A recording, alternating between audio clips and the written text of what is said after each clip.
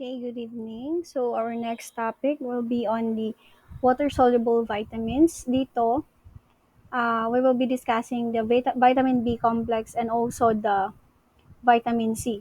So for our first water-soluble vitamins will be yun nga, it include the B complex and the vitamin C. Okay, when we talk about water-soluble vitamins, this is dissolved in water and it is easily destroyed by air also, light, and also by cooking. So they are not stored in the body to the extent that fat-soluble vitamins are stored. So kaya nga kapag ka vitamin C, di ba, kapag nasosobrahan natin siya, pwede lang natin siyang ma-wash out or i-flush out natin through increase in water intake, okay, para matanggal siya or ma-flush out siya sa katawan natin. Hindi kagaya ng mga fat-soluble vitamins na nai-store sa ating body. Okay, so next will be our vitamin B complex, our first water-soluble vitamin. So they are classified. Okay, so first one is classic disease factors. Okay, our first vitamin B is the B1. When we talk about B1, this is the thiamine. So for our thiamine, it serves as a coenzyme. Okay, coenzyme in energy metabolism and originally named the vitamin B1. And it has also a role in nerve functioning related to muscle functioning. Okay, so another meaning for our thiamine will be this is also an essential microorganisms which cannot be made in the body. Okay, so saan natin siya nakukuha sa ating mga dietary foods sources. Okay, so ano yung mga functions ng ating thiamine? Thiamine, okay, has an essential for the metabolism of carbohydrates and also some amino acid. It also essential sa ating mga nerve and muscle functions. Another function nito, okay, it is absorbed in the small intestine, like also yung mga other B vitamins natin. Okay, so yung mga sources natin for our vitamin B1 or our thiamine sa mga unrefined and enriched cereals. Okay, and aside from that one, we have the yeast, wheat germ, okay, lean pork, organ meats, and also sa mga legumes. So, yun yung mga sources natin kung saan tayo makakakuha ng mga thiamine or the vitamin B1. Okay? So, we also have a dietary requirements. Okay, it is measured in milligrams. Kapag sa female, 1.1 milligram. And then, pag male naman, okay, 1.2 milligram per day. So, yun yung mga sinusunod nating mga recommended requirements para hindi natin masobrahan. Kasi nga, di ba, pag kulang, pag sobra, there is also an effect sa ating katawan. Okay, kagaya this one. When we talk about deficiency in thiamine, ibig sabihin, kulang ka ng intake of vitamin B1 or the thiamine. Okay, anong mangyari dyan? It alters the nervous, aside from nervous system natin, pwede din yung maapektaran ng ating muscular, and also our GI or the gastrointestinal, and also our cardiovascular system. So we have diseases sa ating deficiency. We have beriberi, and in beriberi we have three. The wet beriberi, dry beriberi, and also the Wernicke-Korsakoff syndrome. So first, okay, when we talk about beriberi muna, this is a severe chronic deficiency results characterized by ataxia. Okay? When we talk about ataxia, ito yung muscle weakness and loss of coordination. And also, this is a group of disorder that affect coordination, balance, and also yung speech. Okay, aside from ataxia, there is also pain. Okay, anorexia, this is an eating disorder. Mental disorientation also, and tachycardia or increase in heart rate. Okay, so in our beriberi, we have three. The wet beriberi, the dry beriberi, and the Wernicke-Korsakoff syndrome. So for our wet beriberi, okay, this manifests with edema. Okay, pag sabi natin edema, there is a fluid accumulation, okay, sa mga extremities, affecting also the cardiac function. Okay, so ina-affect rin yung ating cardiac system and also yung ating cardiovascular system. Okay, and anong ginagawa niya sa ating heart? Okay, by weakening the heart muscle and also the vascular system. So it affects also the circulatory system natin. So, yun pag sabi natin wet, di ba, parang basa. Okay, so kapag basa, there is it manifests an edema. Eh, di ba yung edema natin is a fluid, okay, fluid accumulation sa mga extremity, okay, sa mga interstitial spaces. Okay, sa pag sinabi naman nating dry beriberi, tignan nyo naman sa picture para siyang dehydrated, di ba? Parang dry, parang kulang sa, okay, alam niyo parang dehydrated ganon. Butot balat na siya. Hindi kagaya na ating wet beriberi na, di ba, wet is with, parang wet is may fluid, di ba? So, ang ano nyo dyan is with edema. And also, it affects also the heart and heart muscle and yung mga vascular system natin. So, sa dry beriberi natin, it affects the nervous system, producing paralysis and extreme muscle wasting. So, kung ang ating wet beriberi is ang target niya is ating ang ating cardiovascular and circulatory system, yung ating wet beriberi naman is saan? It affects the nervous system. Okay? So, when we talk about paralysis, okay, for paralysis kasi, this is the loss of the ability to move some or all of your body, okay, paralyzed. And kapag sinabi nating muscle wasting, loss of muscle mass due to the muscle weakening and shrinking. Okay, pumapayat sila. Okay, so yan yung itsura ng dry beriberi. Okay. Next one, we have the Wernicke-Korsakoff syndrome. This is a other form, cerebral form of beriberi. Okay. And characterized by loss of memory. Aside from that one, extreme mental confusion and also ataxia. This is exhibited by person with a chronic excessive alcohol ingestion. And also for this one, the most common disorder of the central nervous system because of the effect of the alcohol or the nutritional status. So dito sa ating Wernicke-Korsakoff syndrome, this is also a memory disorder that results from vitamin B deficiency. Okay, and it is also associated with the alcoholism, yung sabi nga kanina. It damages the nerve cells and supporting cells in the brain and also in the spinal cord, as well as the part of the brain involved in the memory. So, yung kaya sinasabi niyang cerebral form of beriberi because it affects the, okay, saan? Yung ating, sa brain natin, okay, including our memory. So, yun yung ating three forms of beriberi, which is the deficiency ng ating vitamin B1. So, another one is our vitamin B2, which is the riboflavin. Okay, so it is easily destroyed and also sensitive to ultraviolet rays in sunlight and also sa mga artificial light natin. Okay, meron kasi tayong lalo sa hospital, meron din tayong mga UV light, BL light, okay, mga artificial light yon, which has an ultraviolet rays. Okay, so next natin is ano may function ng ating vitamin B2 or our riboflavin. Okay, this is essential for carbohydrate, fat, and protein metabolism. Same with our vitamin B1. It also acts as a coenzyme in the release of energy from nutrients in every cell of the body. And this is also necessary for tissue maintenance, especially sa skin natin around the mouth and for healthy eyes. It is also absorbed in the small intestine, same with our vitamin B1. Okay? So, pag ang function nito is for tissue maintenance, di ba? And especially sa skin around the mouth. So, kapag deficiency natin yan, it also affect that part. Okay? So, ano yung sources natin for the vitamin B1? B2, sorry, or the riboflavin? Okay, food found in plant and animal food. So, sa plant sources natin, we have the broccoli, asparagus, dark leafy greens, whole grains, and enriched breads, and also sa mga cereals. Sa animal sources naman natin, we have the dairy products, meats, fish, poultry, and eggs. So, sa deficiency ng ating riboflavin, okay, we have the riboflavinosis. This is a group of symptoms associated with riboflavin deficiency or the vitamin B2. Okay?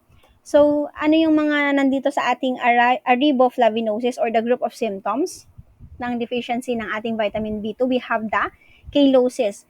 Sa cheilosis natin, okay, yung sabi natin kanina, isang function ng ating vitamin B2 is necessary sa tissue maintenance natin, especially around yung skin around the mouth. Kaya no makikita, we have the cheilosis. This is a condition characterized by sores on the lips and cracks at the corners of the mouth. So, dry yan. Dry and nagka-crack or nagsusugat doon sa lips niya. Ang tawag natin doon is cheilosis. So, next one, we also have the glossitis. Okay, sa glossitis naman natin, okay, inflammation of the tongue. Okay, characterized by swollen tongue, okay, namamaga, and then anong kulay? Purplish to red. Yan po ang kulay kapag inflamed. Okay, so glossitis, isang under ng ating riboflavinosis or yung mga group of symptoms ng deficiency of vitamin B2. So another one, we have the seborrheic dermatitis. Okay? Sa seborrheic dermatitis natin, this is a skin condition characterized by greasy scales which occurs in the regions of the ears, sa nose, and sa mouth. Yan yung sa picture natin for seborrheic dermatitis. It is also a common type of rash, itong ating seborrheic dermatitis.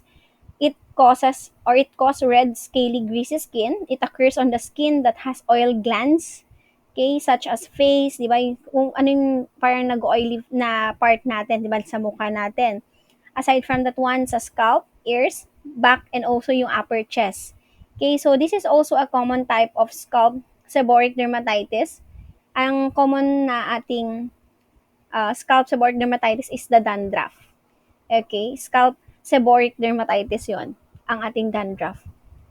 Okay, so yun yung ating vitamin B2. Next one natin, we have the vitamin B3 or the niacin. It is also called the vitamin B3. It naturally comes in two forms, in 2A nicotinic acid and niacinamide. So, anong function ng ating vitamin B3? It serves as a coenzyme in energy metabolism and is also essential in every body cell. And it is a critical for glycolysis and tricarboxyl tricarboxylic acid cycle or the TCA. Itong TCA natin, it is also known as the Krebs or the citric acid cycle. Okay, which is the main source of energy for cells and it is important part of the aerobic respiration. Itong ating TCA. Okay, so ano mga sources natin? We have protein-containing foods, which are good sources both for niacin and tryptophan. We have meats, poultry, fish, legumes, and rich cereals, milk, and eggs. Okay? So, yung tryptophan natin, when we talk about the tryptophan, this is an amino acid needed for normal growth in infants and for the production and maintenance of the body's protein and muscles, enzymes, and also sa mga neurotransmitters. So that will be the sources for our vitamin B3, which is the niacin. So ano naman ang dietary requirements natin for niacin? This is measured in a niacin equivalent or NE, reflecting the body's ability to convert tryptophan to niacin. Okay? 1 NE equals in 1 milligram of niacin or 60 milligram of tryptophan. Okay, so ano yung general recommendations natin for the vitamin B3? Okay, daily intake of 14 milligram or niacin equivalent for adult women. Sa adult men naman, a daily intake of 16 milligram per niacin equivalent. Okay, the dietary reference intake for niacin includes a UL of 35 milligram. Okay, pag sabi natin UL, tolerable upper intake level. Okay, 35 milligram of niacin equivalent per day to prevent the toxicity and adverse reactions when taken in excess, affecting the vascular system, causing flushing effect throughout the body. So, yun yung general recommendations natin. We also have deficiency sa ating niacin. Pag once na kulang ka ng intake, okay, of vitamin B3 or the niacin, anong magiging sakit? We have the pellagra. And sa pellagra, tawag dito, parang pathognomonic sign natin, which is 3Ds, tatlong D. Okay, para masabi mong pellagra. Wherein sa pellagra natin, this is a niacin deficiency disorders, characterized by 3Ds. We have the diarrhea, dermatitis, and dementia. DDD, diarrhea, dermatitis, and dementia. Okay, dagdag lang natin dito sa pellagra. This is a systemic disease caused by deficiency of niacin, okay, or tryptophan. It affects whole body and can eventually lead to death. Okay? So, sa 3Ds natin, okay, for our 3Ds, we have the diarrhea. Okay, first one, diarrhea. This is a damage to the GI tract. It affects the digestion, absorption, and excretion of the food, leading to glossitis, yung inflammation ng ating tongue, and vomiting and diarrhea. Okay, so, diba sa diarrhea, alam nyo naman na to, this is a lost watery, okay, possibly more frequent bowel movement. Aside from that, we have the dermatitis or the inflammation of the skin, di ba? This is as a symmetrical scaly rash occurs only on skin exposed to the sun. Okay? So we have also the dementia. This is as the CNS or the central nervous system becomes affected in several deficiencies. Okay? Confusion, anxiety, insomnia, and paranoia develop. So, yun yung nangyari sa dementia. Okay, pag sinabing dementia and amnesia, pagkaparehas ba yon? Hindi. Okay, ma'am, same naman silang nawawala ng memory. Yes, nawawala ng memory, but tignan nyo yung prognosis, okay? Sa dementia natin, it is a brain disease that causes progressive memory loss. Ibig sabihin, tuloy-tuloy. Okay? Nagpro-progress yung pagkawala ng mga memory niya. But both current and distant memory, so yung past and present, okay, parehas na mawawala. Okay, or magiging affected. When we talk about amnesia naman, for example, na trauma, amnesia, na untog, na bagok, na aksidente, okay, it is a treatable disorder that result from brain damage, okay? Pag sabihin treatable, pwede pang bumalik yung memory na nawala sa kanya. Okay, na amnesia lang because of a accident or trauma sa brain. Okay, mga nawawalang, ano lang siya, temporary loss of memory. Okay, so yun yung pagkakaiba ni dementia kay amnesia. Okay, next one. We also have the vitamin B6 or the pyridoxine. It is composed of three related forms of chemicals, namely pyridoxine, pyridoxal, pyridoxamine. All these three forms can be converted to the coenzyme pyridoxal phosphate or the PLP for use in the body. So, itong PLP natin, this is an active form of vitamin B6. Okay? So, it is a vitamin available in many formulations to correct the vitamin B6 deficiency. Okay. Ano bang function ng ating vitamin B6?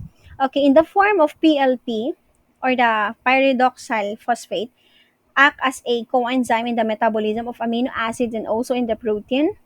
It is also essential in the formation of the neurotransmitters for proper functioning ng ating nervous system. It is also essential for the hemoglobin synthesis. Sa hemoglobin synthesis natin, we have two main components here, the globin production and yung heme synthesis. Okay? And also, it required for the conversion of the tryptophan to niacin, yung ating vitamin B6. It also serves as a coenzyme for fatty acid and carbohydrate metabolism. So, yun yung mga functions ng ating vitamin B6. Okay, we also have sources ng ating vitamin B6. Okay, we have animal and plant sources. So, yan yung mga sources natin. For animal, we have the poultry sources, fish, liver, chicken, pork. Sa plant natin, we have the spinach, oats and wheat, potatoes, bananas, and also eggs. So for our dietary requirements for vitamin B6, okay, it is measured in milligrams and the need increases as the protein intake increases. Okay, for adult female, 1.3 to 1.5 milligram, and also for adult male, we have 1.3 to 1.7 milligram. So, yun yung dietary requirements natin for vitamin B6. Sa ating deficiency naman of vitamin B6 or the pyridoxine, anong nangyayari? Okay, usually occurs along with the other vitamin B deficiencies. Symptoms include irritability, also depression, dermatitis, altered nerve function, poor growth, okay, convulsion, and also yung ating microcytic anemia. Pag sinabi nating microcytic anemia, ano ang size ng red blood cells niya? Maliliit. Okay? Small. Small red blood cells which as are deficient in hemoglobin. Kaya siya anemic. Okay? Mababa ang hemoglobin niya. And then yung quality ng red blood cells niya, maliliit. Okay? So, anong toxicity natin? Pag nasobrahan naman. Okay, sa tao wala pa siyang na-observe, okay? Ang observations pa lang for the toxicity for vitamin B6 is only observed only in rats. Okay. So yun yung ating vitamin B6. Yung ating vitamin B5 naman or the pantothenic acid, okay, gets its name from its presence in all the living things from the Greek word pantothen meaning from all the sides. Okay, anong functions ng ating vitamin B5? It is also essential for carbohydrate, protein, and fat metabolism, same with the other vitamins, B vitamins natin. It also help maintain normal growth. Okay, healthy skin integrity of the central nervous system. It also part of coenzyme A. It has many metabolic roles in the cells. Itong coenzyme A natin, this is a notable for its role in the synthesis and oxidation of the fatty acids. Okay, so we have also deficiency of pantothenic acid. Natural deficiencies are still unknown and do not naturally occurs in human. Okay, sa toxicity naman niya, no toxic effect of this substance are known.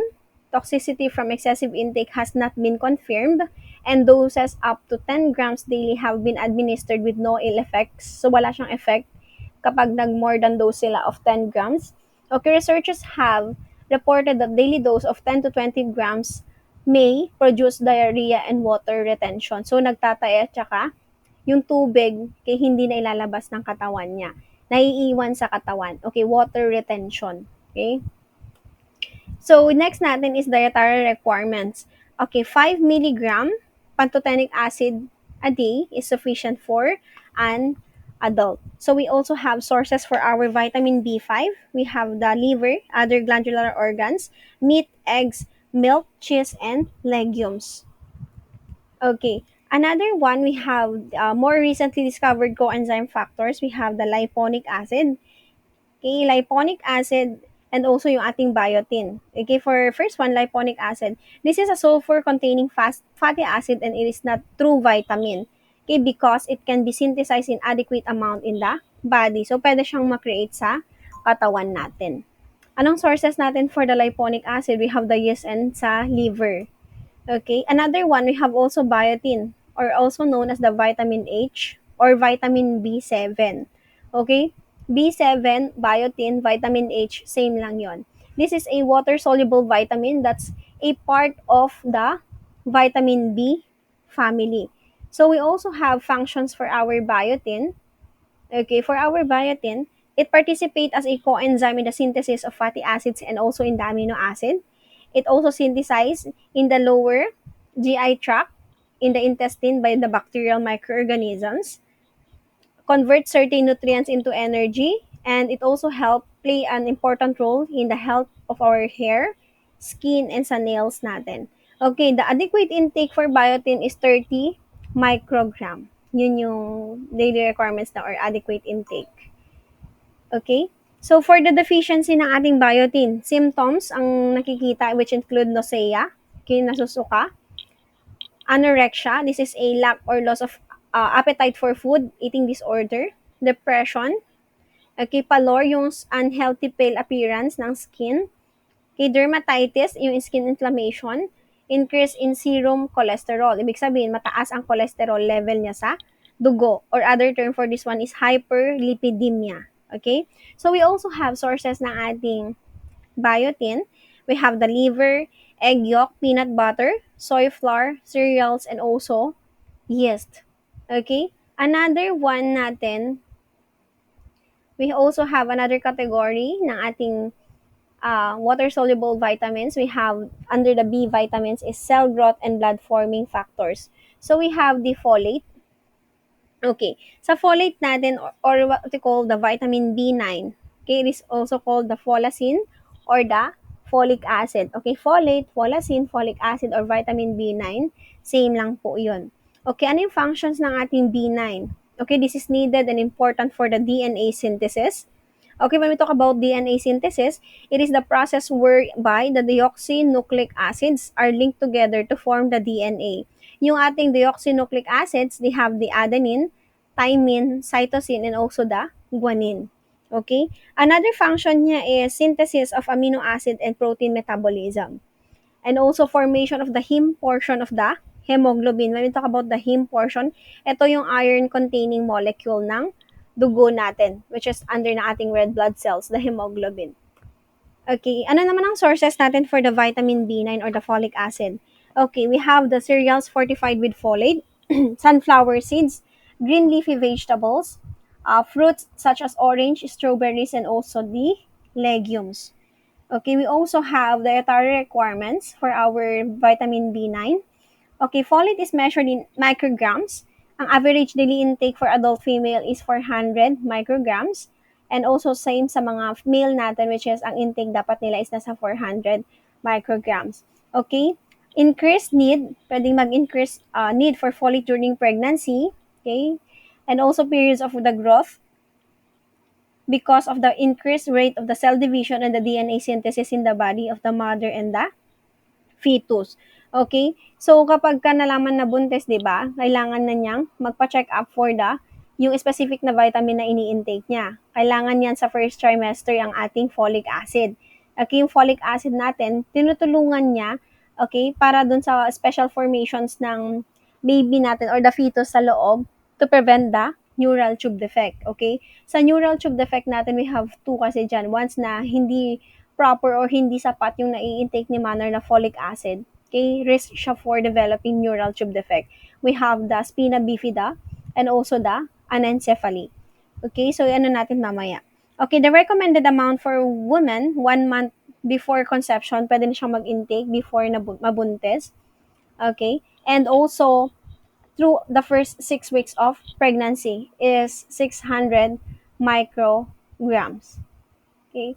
So, for the deficiency of the folate, once na decrease ang intake ng folic acid or folate or the vitamin B9, okay, folate deficiency has been linked to the neural tube defect or the NTDs in the fetus such as spina bifida, wherein yung spina bifida natin, either yung nakausli na pouch doon sa back ng baby is either spinal cord or spinal fluid ang laman. Yun yung nagbabulge doon sa likod ng bata. Okay, and then anencephaly. When we talk about anencephaly, absence of brain po yun. So, yun yung risk kapag ang isang pregnant mother is hindi nag intake ng vitamins like the folic acid, lalo na sa first trimester of pregnancy.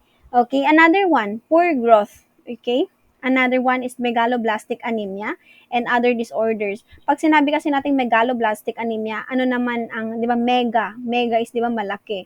Okay, mega, ang red blood cells niya is malalaki. Okay, large and hindi sila mature. Okay, they are immature and cannot carry oxygen properly. Okay? So, yun yung magiging problem kaya nagli-lead into a anemia. Okay? So, we also have the glossitis which is a condition in which the tongue becomes inflamed and swollen, namamaga. Okay, the GIT disturbances arising from the inadequate intake of the dietary intake for the vitamin B9. And also impaired ang absorption and metabolic derangement. Okay, for this derangement, this is a disturbance of normal bodily function or yung operation. Okay? May malfunction dun sa part na yon. So, for our next vitamin is the vitamin B12 or dicobalamin. For dicobalamin, okay, it is also known as the vitamin B12.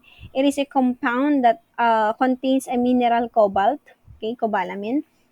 The common pharmaceutical name used widely in supplements is cyanocobalamin. So, itong ating cyanocobalamin, ito yung ginagamit to treat and also to prevent vitamin B12 deficiency anemia.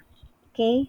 Pharmaceutical use na ginagamit to treat and prevent. Okay, pwede niya maiwasan and matreat ang vitamin B12 deficiency anemia. So, ano yung function ng ating cobalamin or our vitamin B12? It involves in folate metabolism, maintenance also of the myelin sheath, and healthy red blood cells. It is also essential for normal metabolism and growth cells, especially those in the GI tract, okay, bone marrow, and also the nervous tissues. Okay, note that sa ating vitamin B12, okay, in order for the vitamin B12 to absorb in the body, okay, hindi basta-basta pag kumain ka na-absorb agad. Okay, kailangan po niya ng, okay, magbabind, which is the intrinsic factor, okay, or the glycoprotein. Saan naproproduce si ating glycoprotein or the intrinsic factor? Sa ating stomach lining, okay? Present siya sa ating gastric secretion sa stomach natin. And then, after na-release, okay, they travel to the small intestine where it combines with the pancreatic proteases, then travels to the ileum, okay, sa ating part ng small intestine, where it attaches to the special receptor cells to complete the absorption process of the vitamin B12. And also, a patient who has lost the ability to produce the gastric secretion, pancreatic proteases, intrinsic factor, or the special receptor cells because of the disease or surgery were developed pernicious anemia. Okay, when we talk about pernicious anemia, ito yung one of the causes of vitamin B12 deficiency. Once na hindi nakaka-absorb ang katawan natin ng vitamin B12, okay, it can lead to pernicious anemia, which is an autoimmune condition that prevents your body from absorbing the vitamin B12. Okay, without B12, anong mangyayari? You have fewer red blood cells, okay, or the RBC, causing oxygen, uh, which can carry oxygen, yung RBC natin, di ba sila yung nagka-carry na oxygen throughout the body. So, once na hindi sapat yung kinakain mo or hindi sapat yung absorption ng katawan ng vitamin B12, babagsak into pernicious anemia. Okay, anemia, bagsak or mababa ang RBC count mo. Which is yung RBC natin, yun yung nagkikarry na oxygen throughout our body. Okay, sinicirculate yan systemic para mabigyan niya ng oxygen supply ang different parts of the body natin. So, yun yung ating dapat malaman sa uh, vitamin B12. Okay, so we have also sources ng ating vitamin B12, animal foods, especially organ meats, lean meat, seafoods, eggs, and dairy products. Meron din tayong dietary requirements na kailangan sundin for the intake of vitamin B12. It is measured in micrograms, and the dietary requirement intake for the vitamin B12 for adult is 2 to 4 microgram a day, but pwede siyang i-increase during pregnancy and lactation. Yun nga sinasabi natin kanina. Okay? So, for the deficiency of our cobalamin naman, anong nangyayari? Okay, pag once na kulang, okay, there are usually secondary deficiencies. Pag sinabi nating secondary, okay, this is resulting from something. Okay, nagre-result siya dun sa isang condition. And also, kapag ka-insufficient intake of amount of vitamin B12, okay, anong mangyari dyan? Megaloblastic anemia. Di ba mega? Okay, malalaki, di ba? This is a blood disorder that happens when your bone marrow produces stem cells that makes abnormally large red blood cells. And then, ang kine-carry, hindi enough ang kine-carry niyang oxygenated blood. Pag ang RBC mo kapag ka megaloblastic anemia because immature yung mga dugo mo doon. Okay? So, yung ating next deficiency is loss of intrinsic factor. Okay? Loss of intrinsic factor due to surgical removal of the large portion of stomach. For example, nagkaroon ng surgery.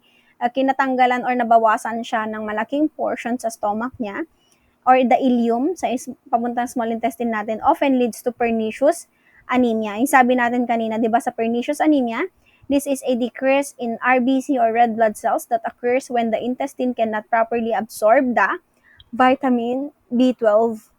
Okay? So, yun, yung kapalit kapag ka hindi nakaka-absorb ng vitamin B12. Di ba sabi natin, yung intrinsic factor is na-produce sa ating gastric lining. Okay? Kaya pag once na nagkaroon ka ng operation doon sa part ng stomach mo, di ba?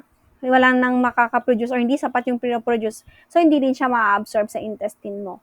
Okay? Kasi di ba kailangan natin yung intrinsic factor para ma-absorb mo si vitamin B12 sa small intestine natin. So, we also have other related factors or pseudovitamins. Okay, sa pseudovitamins natin, this is a substance having a chemical structure, okay, similar to that a given vitamin, but lacking the usual psychological actions. Parang kahawig niya lang pero hindi siya yung vitamin na tinutukoy. Okay, ibig sabihin kulang siya, hindi niya magagaya pero parang kamukha niya or pseudo, parang false, di ba? We also have here is the choline and the inositol. So, for the choline natin, it is also needed for the synthesis of the acetylcholine, which is a neurotransmitter, and lecithin, a phospholipid. Okay, itong choline natin, this is a nutrient similar to the B vitamins. Okay, parang, di ba sabi ko kanina, pseudo vitamins, parang siya. Okay, having a chemical structure similar pero hindi sila parehas ng action or physiological action. Okay? So, for this one, ang recommended intake natin for choline is the body can actually make choline from amino acid methionine but this process does not produce enough choline to meet the needs of the body. So we also have food sources, okay, para ma-receive natin yung sapat na requirements. The requirement qualifies choline as essential nutrient also. And the average or the adequate intake is for choline is 550 milligram per day para sa mga lalaki and 425 milligram per day for women with a tolerable upper intake level of 3,500 milligram per day for adults. So, yun yung recommended intake natin for the choline. Ano naman ang sources natin ng choline? We have the milk, sa eggs, and also sa peanut. Okay? So, sa deficiency ng choline natin, the deficiency of choline is rare, bibihira. So, ang toxicity naman niya, symptoms include sweating, okay, fishy body odor, vomiting, nagsusuka, liver damage, reduce ang growth, and low blood pressure or what we call the hypotension. So, kapag sobrahan ang intake ng choline, ito yung mga symptoms na mararamdaman. Okay, another one sa pseudovitamins natin is the inositol. Okay, for the inositol natin, this is linked with the phospholipids as a phosphoinositol, okay, which help and to transport the metabolism of fat. And in chemistry, it is closely similar to glucose. Hence, it is alternatively called the muscle sugar kasi sa chemistry structure niya daw, this is closely similar sa glucose. Okay? So, for another meaning for our inositol, this is a carboxylic sugar that is abundant in the brain and other tissue. Okay, plays a structural role in the body as a major component ng ating cell membranes. And it is also influences action of the insulin, this which is yung insulin natin, ito yung hormone na essential for blood sugar control. So, yun yung ating definition for the inositol. And yun yung last natin ng ating vitamin B complex. So, ano yung isang kasama ng water-soluble vitamins natin? Aside from the B complex, we have the vitamin C. Yung vitamin C natin, di ba, ini-intake nyo naman to. Lalo na kapag nag-duty kayo. Okay, so because you are risk or you are improving the quality of your immune system para hindi kayo agad magkasakit or mahawaan. Okay, for the vitamin C, it is also known as the ascorbic acid. Water-soluble acid, easily oxidized and unstable.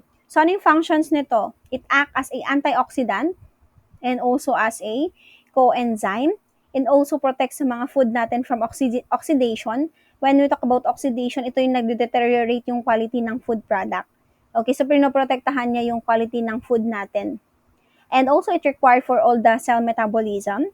And yung function ng ating vitamin C, it prevents the scurvy. So, yung scurvy natin, makikita natin mamaya kapag ka-deficient ka ng vitamin C. Okay, scurvy is a disease caused by deficiency of vitamin C, characterized by swollen gums. Okay, namamaga ang mga gums. And also, yung nag-o-open yung mga previously healed na sugat because of decrease in vitamin C. Okay, essential information of collagen also. This is a protein substance that holds body cells together, making it necessary for wound healing. So, kapag sapat ang intake mo ng vitamin C, aside from helping you to boost your immune system to prevent acquiring different infections, okay, para kapag kung saan may sugat ka, mas agad or mas mabilis ang healing process. Okay, it also aids in the absorption of the non-heme iron in the small intestine, and it serves other important functions that are not well understood, like boost the immune system against the allergic reactions, and it also reduces the risk for cancer. Okay, by reducing the nitrites in the foods. Pag sinabi natin nitrites sa pagkain, ito yung mga ginagamit na preservative. Okay? So, yun yung mga functions ng ating vitamin C, sorry. Ang sources natin, we have 95% sources natin ng vitamin C are found sa mga fruits and vegetables. Okay, like the citrus fruits like orange, melon, strawberry, tomato, potato, red and green peppers, cabbage, broccoli, and other green leafy vegetables natin. So, yun yung mga sources natin for vitamin C. And also, we have a dietary requirements for vitamin C. It is measured in milligram. An adequate intake or average intake for women is 75 milligram and 90 milligram naman sa mga lalaki. Okay, sabihin nyo naman, ma'am, di ba ang intake natin is nasa 500 milligram to 1,000 lalo na kapag ka-infectious ang patient? Yes, you can take 500 milligram per day or 1,000 milligram per day. Basta mag-increase ka ng water intake para ma-wash out yung hindi natin na-absorb or hindi natin nagagamit. Okay, increase water intake kasi under yan ng water-soluble vitamins, hindi naman siya na-stored sa katawan natin. Unlike yung mga fat-soluble vitamins, okay? So, kapag once na deficient ka ng vitamin C, sorry, okay, pag once na kulang ang intake mo, yun yung scurvy, okay? Yung scurvy natin is represent the extreme result of vitamin C deficiency, which is characterized by the degeneration of the body tissues, okay, gingivitis or gum bleeding, okay? And loss of teeth, joints, and limbs ache due to muscle degeneration and lack of new connective tissue formation, and also bruising, madaling magkapasa, and hemorrhage as the vascular system weakens, and also poor ang wound healing due to affected collagen formation. Okay, so yun yung sa scurvy natin. Another one, we also have the irritability, irritated ka, and general weakness. Okay? Parang buong katawan mo is nangihina. Lack of appetite din. Lowered also the resistance to infection. Ibig sabihin, para ma-boost mo 'di ba yung immune system mo, intake ka ng vitamin C. Pero kapag hindi ka umiinom ng vitamin C or hindi ka kumakain ng mga high sources of vitamin C, okay, bumababa yung resistensya mo sa infection. So, pwede kang mahawaan ng mga sakit, lalo na yung mga communicable diseases natin. So, another one, or last sa ating deficiency of vitamin C is pallor. Okay, yung sa skin color nila is pale. Okay, so sa toxicity naman, pag nasobrahan, wala naman tayong sinabing kapag pwede bang masobrahan, okay? Hindi naman yon. There is no toxicity effect of vitamin B or vitamin C or hypervitaminosis. Ibig sabihin, nasobrahan ka ng vitamin C. Okay, the vitamin cannot store in the body. So, pwede lang siyang ma-flush out through urination basta mag-increase in fluid intake ka lang. So, yun yung ating water-soluble vitamins.